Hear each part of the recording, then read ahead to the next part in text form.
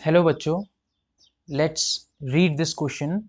The question says, if the maximum load carried by an elevator is 1400 kg, in which 600 kg is of passenger and 800 kg is of elevator, which is moving up with uniform speed of 3 meters per second, and the frictional force acting on it is 2000 Newton, then the maximum power used by the motor is, we have to find this. So let's start. यहाँ की concept जो use होगा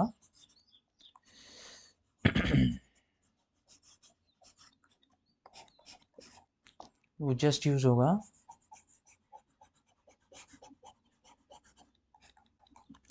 definition of power and differentiation. ये दो concept use होने वाले हैं जो हमारा आंसर देंगे. So let's start. हमारा टोटल मास दे रखा है. जो टोटल मास है m, वो कितना है 1400 kg. Okay,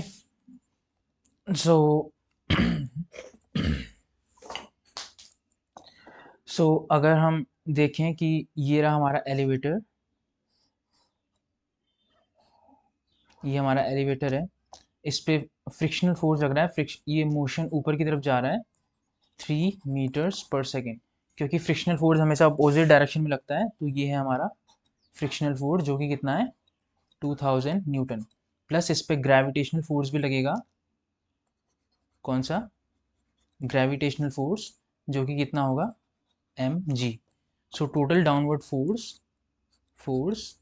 total downward force जो लग रहा है हमारा, वो कितना लग रहा है F, which is mg plus 2000 Newton.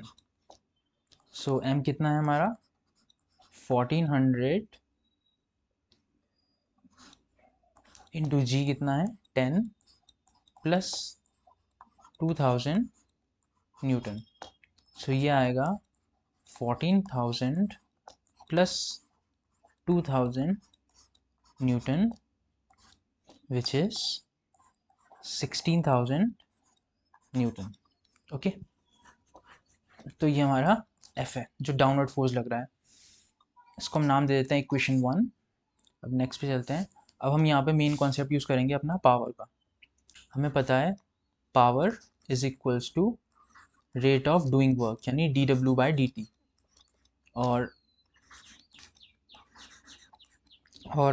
Work rate of doing work, so work कितना होता है force into distance, where x is distance. Okay, तो इसको हम करेंगे डिफ्रेंशिएट. तो ये आएगा, रूल्स ऑफ डिफ्रेंशिएशन लगेंगे, dF/dt into x plus F dx/dt. अब हम यहाँ क्या देख रहे हैं कि जो कांस्टेंट फोर्स लग रहा है, यहाँ पे कांस्टेंट फोर्स लग रहा है 16,000 न्यूटन का, जो कि वेरिएबल नहीं है, कांस्टेंट है. तो कांस्टेंट होने की वजह से ये वाला जो टर्म है ये ज़ीरो हो जाएगा. तो हमें पावर मिलेगा 0 प्लस एफ, और dx/dt कितना होता है हमारा वेलोसिटी, तो ये हो जाएगा v. सो हमारा आंसर होगा FV. सो अब हम इसी को इवैल्यूएट करेंगे.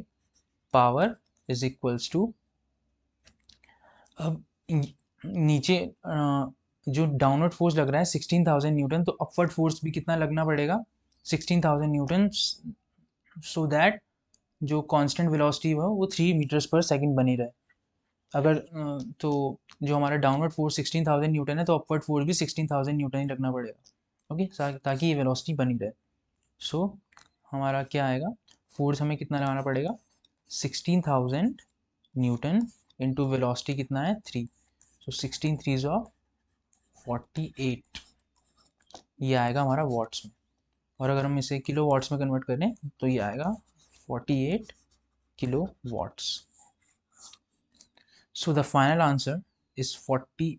सो हमें कितना पूछा था, हमें किलो वॉट में बताना था. सो हमारा, सो the final answer is 48. Hope you understood it well. Best of luck.